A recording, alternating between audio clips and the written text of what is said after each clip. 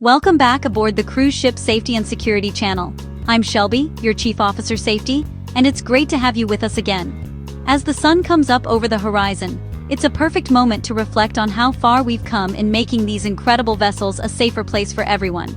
In our last module, we introduced the foundational principles of the Cruise Vessel Security and Safety Act, or the CVSSA.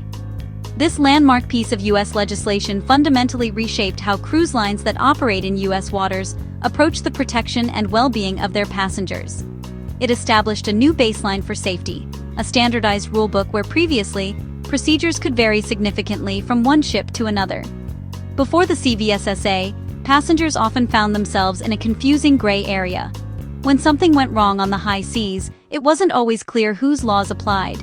The country the ship was flagged in, the laws of the nearest nation, or something else entirely. This ambiguity could create immense challenges, especially during a crisis. The CVSSA was designed to cut through that confusion and establish clear, enforceable standards. But laws like this don't just appear out of thin air. They are forged from necessity and born from difficult circumstances. To truly understand the importance and the specific provisions of the CVSSA, we need to look back at the events that made it necessary. This story isn't just about regulations and legal text. It starts with real tragedies, the unwavering determination of families who demanded change, and a powerful call for justice that traveled from the open ocean all the way to the halls of the U.S. Capitol. In this module, we'll trace that journey. By the mid-2000s, the cruise industry was booming.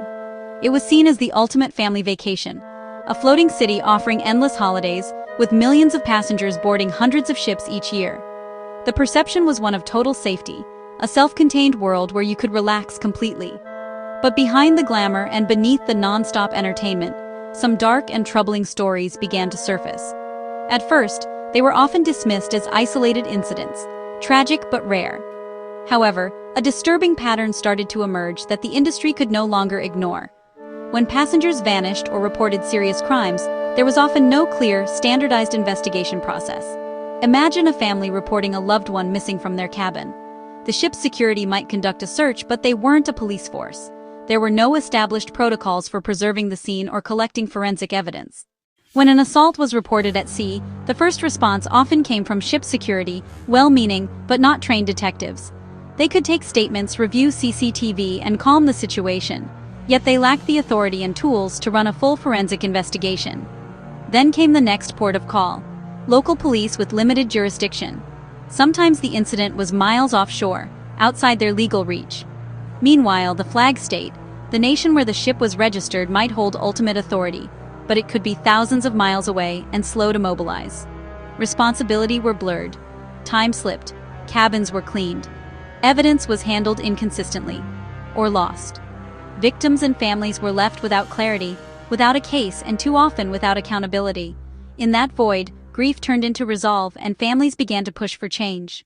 It took a group of grieving families to bring the issue to light. They formed the International Cruise Victims Association, gathering evidence, testimonies, and media attention. They demanded one simple thing: the same standards of justice at sea that people expect on land. Their courage moved lawmakers. Between 2006 and 2009, the U.S. Congress held hearings where victims' families described the heartbreak of losing loved ones, and the frustration of being told there was nothing anyone could do. Lawmakers from both parties agreed change was overdue. They drafted a bill to make cruise ships safer, to ensure crimes were properly reported, and to give victims the dignity they deserved.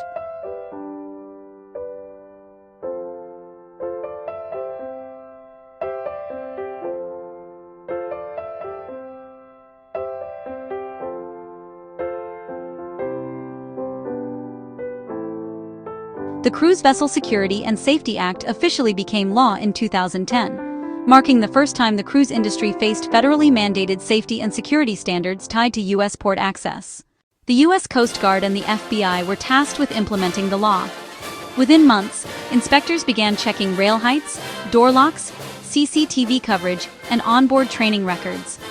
New vessels had to meet design standards straight away, and older ships needed upgrades. The Department of Transportation was instructed to publish quarterly crime statistics, giving the public unprecedented transparency. In 2013, the U.S. Government Accountability Office reviewed CVSSA implementation.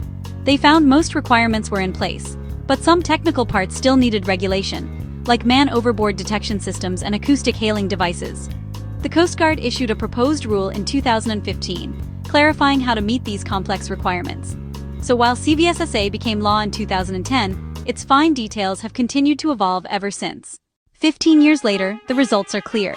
Ships are better designed, security teams are better trained, and passengers are more informed than ever. CVSSA didn't just rewrite the rulebook, it changed the culture of cruising. It reminded the industry that safety and trust aren't optional extras. They're the foundation of every voyage. Let's summarize this chapter. 1. Before 2010, cruise ships operated in a legal gray area for crimes at sea. 2. Families of victims demanded change and brought their fight to Congress. 3. Lawmakers responded, passing the Cruise Vessel Security and Safety Act in 2010. 4. The law was implemented by the Coast Guard and FBI, with ongoing oversight by the GAO, Government Accountability Office, and the DOT, Department of Transportation. 5. Today, CVSSA is the backbone of U.S. cruise safety and transparency.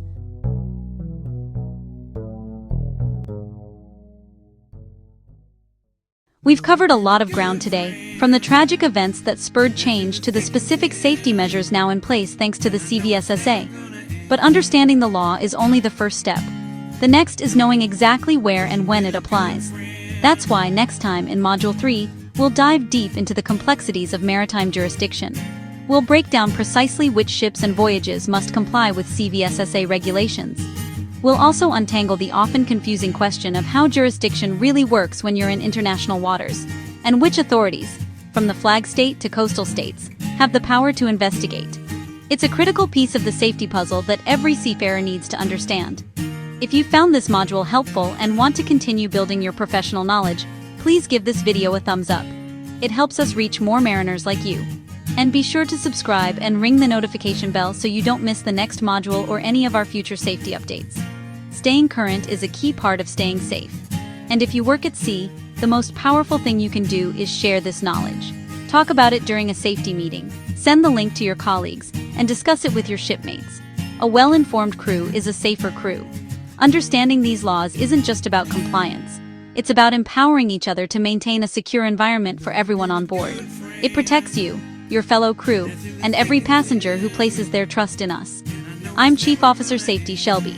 Thank you for investing your time in this crucial topic.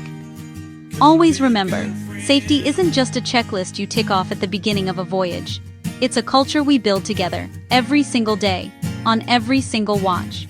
It's in the choices we make and the standards we uphold. Stay alert, stay aware, and I'll see you in the next module.